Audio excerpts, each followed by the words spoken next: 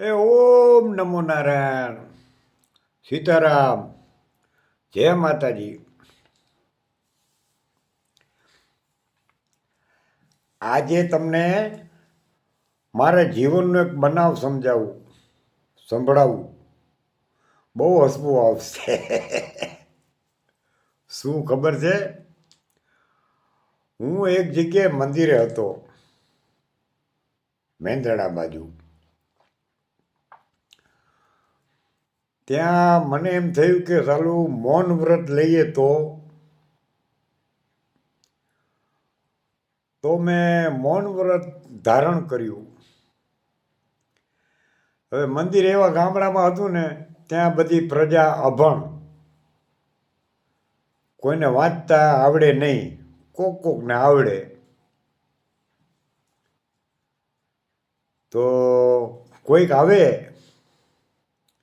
એટલે હું પાટીને પેન રાખતો, હું પાટીમાં લખતો સીતારામ અને એને વંચાવું. એટલે એ બોલે સીતારામ બાપુ. પછી હું પાટીમાં પાછું લખું કયું ગામ, તો ગામનું નામ વાંચીને ઈશારો કરે. પછી મારે પાછું લખવું પડે કે મૌન વ્રત મેં રાખ્યું છે, તમે બોલીને સમજાવો, એમ ન કરો.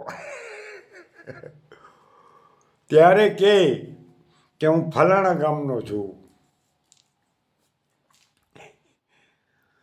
એક ભાઈ તો મારી પાસે આયા, પેન ભરાવેલી, સરસ મજાનું બુસ્કોટ ને પેન ભરાવેલી. એટલે મને એમ કે ભણેલા હશે. સાંભળજો. તો મેં બધું સીતારામ કીધું, જવાબ આપ્યો, કયું ગામ, એ બધું ખાલી સીતારામનો એક જવાબ આપ્યો. પછી કીધું કયું ગામ, તો વાંચીને આમ કર્યું. પછી હું ઘણું બધું લખતો ગયો.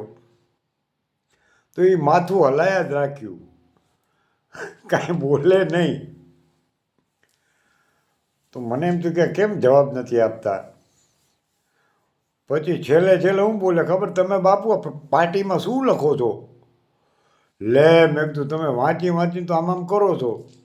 તો કે મને વાંચતા નથી આવડતું. અરે રે, આવું બધું છે. એટલે મૌન વ્રત લેવાય નહીં. એક બનાવ તો એવો બન્યો કે કોક આવીને પૂછે, બાપુ કાંઈ ઘટે તો કહેજો. એટલે આપણે લખીએ કે ખીચડી ઘટે છે, લેતા આવજો. એને વાંચતા આવડે તો ખીચડી લઈને આવે ને. એટલે લોટ ને ખીચડી વગર એમનું લખીને બધાને દઈએ, તેલ નથી આ લેતા આવજો ને. પણ વાંચતા આવડે તો તેલ લઈ આવે ને. આ તો ગાંડા બાપુ કી મોજી છે. ગાંડા બાપુના આવા ખેલ છે. અને આ સત્ય ઘટના જો, ખોટું બોલતો જ નથી કોઈ દી. હાલો, ઓમ નમો નારાયણ. સીતારામ. જય માતાજી.